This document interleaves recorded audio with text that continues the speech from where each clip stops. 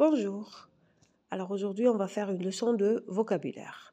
Comme vous savez tous, notre compétence globale de la 4e année, c'est à la fin de la 4e année, l'élève est capable de comprendre et de produire oralement et par écrit, et ce en adéquation avec la situation de communication. Des textes argumentatifs, ça veut dire tout au long de la 4e année, on va voir que des textes argumentatifs ou bien à visée argumentative. Très bien. Compétence terminale. Notre compétence terminale, on est dans la séquence numéro 5. La compétence terminale, c'est de comprendre et produire à l'oral et à l'écrit des récits argumentés en tenant compte des contraintes de la situation de communication. Bon, pour la séquence numéro 5, c'est rapporter un point de vue. Alors, on va écrire un rapport de point de vue, une opinion. D'accord ?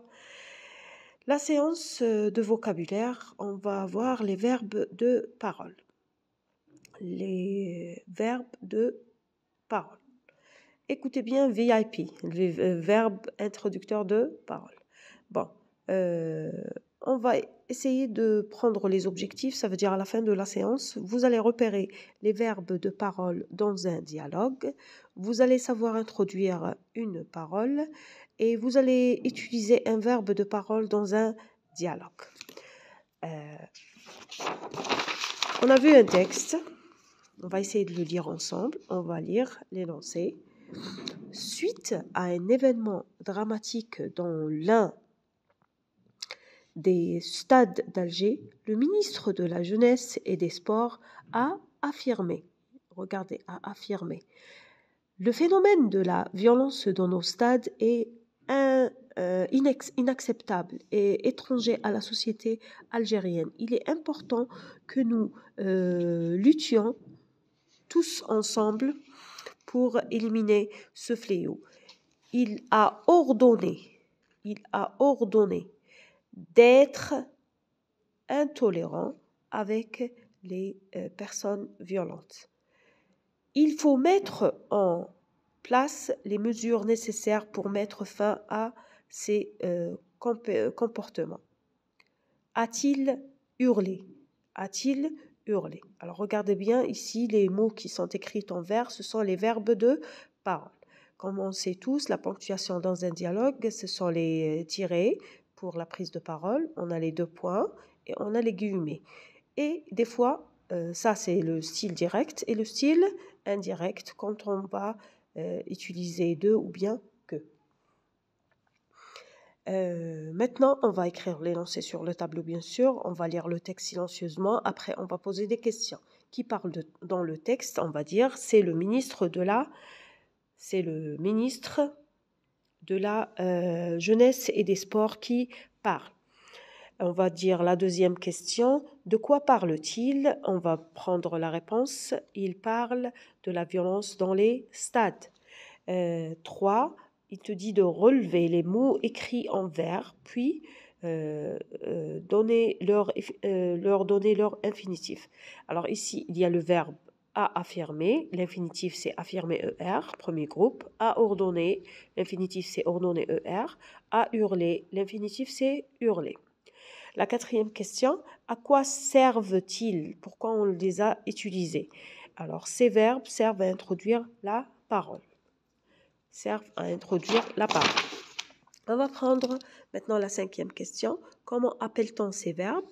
On les appelle les verbes de parole. À quel temps sont-ils conjugués? Ils sont conjugués au passé composé dans ce texte. Où sont-ils placés par rapport à la parole?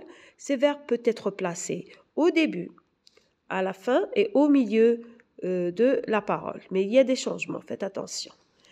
8. Quelle est la différence entre ces verbes affirmer, hurler et ordonner? Il y a une différence. Quelle est cette différence? On va voir. Ces verbes donnent des informations sur... Regardez bien, quand je dis affirmer, c'est l'intention du locuteur. Ça veut dire c'est le locuteur qui a l'intention d'affirmer. Il va affirmer, il va annoncer. Hurler. Quand je dis hurler, c'est à haute voix. C'est l'intensité de la voix. Quand je dis ordonner, c'est le type de la phrase, c'est impératif. D'accord? C'est ordonné, c'est impératif. Ça veut dire qu'il y a des changements ici. Il faut voir. On va voir ensemble. 9. Les verbes de parole sont employés au discours direct, au discours indirect, au discours direct et au discours indirect. Choisis la bonne réponse. À votre avis, c'est quoi? C'est au discours direct et au discours indirect. Voilà la réponse. Discours direct et au discours indirect. La 10e question. Donnez d'autres verbes de parole que vous connaissez. Alors là, on va laisser le choix libre pour les élèves. Ils vont dire demander, questionner, admettre, interroger, chuchoter. D'accord? Donc, là, c'est la phase de systématisation, les verbes de parole. Regardez bien.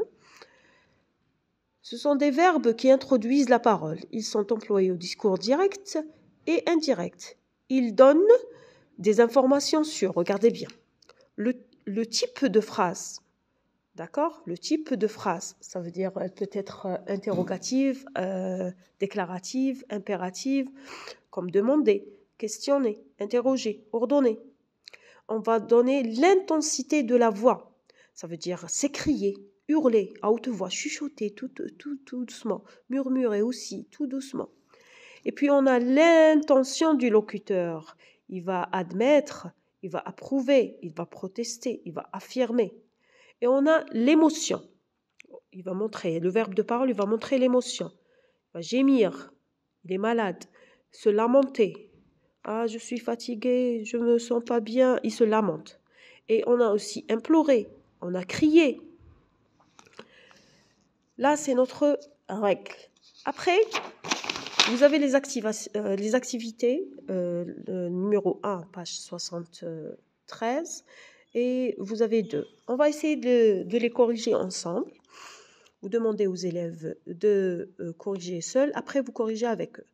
Bon, dans chaque phrase proposée, le verbe dire renvoie à l'un des verbes suivants. Ça veut dire, on n'a donné que dire, mais on va essayer de prendre la définition exacte de ce verbe. Ça veut dire selon l'intention, selon l'intensité, selon l'émotion. Suivant, on a menacer, reconnaître, crier, protester, admettre. Vous avez les verbes, vous avez les phrases. Non, ce n'est pas moi, dit l'accusé. Ici, dit l'accusé. Dit, regardez, j'ai pas dit ça dans l'explication. Quand on utilise le verbe introducteur de parole à la fin de la phrase, on va inverser le verbe avec le sujet. Normalement, on dit l'accusé dit non, ce n'est pas moi. C'est ça. Mais ici, on a dit l'accusé à la fin. Regardez bien, dit l'accusé. Voilà le verbe, voilà le sujet. Bon, ici, dit veut dire quoi? Veut dire proteste. Ma mère nous dit. Alors, nous dit quoi? Mais acceptez que les autres ne pensent pas comme vous. Elle crie. Alors, dit ici, ça veut dire crier. La 3e phrase, le professeur dit. Dit, qu'est-ce que ça veut dire ici? Il se pourrait que je me sois trompé. Ici, c'est reconnaître. Ça veut dire le professeur, quand il a fait sa leçon, il a fait une faute. Et il le reconnaît.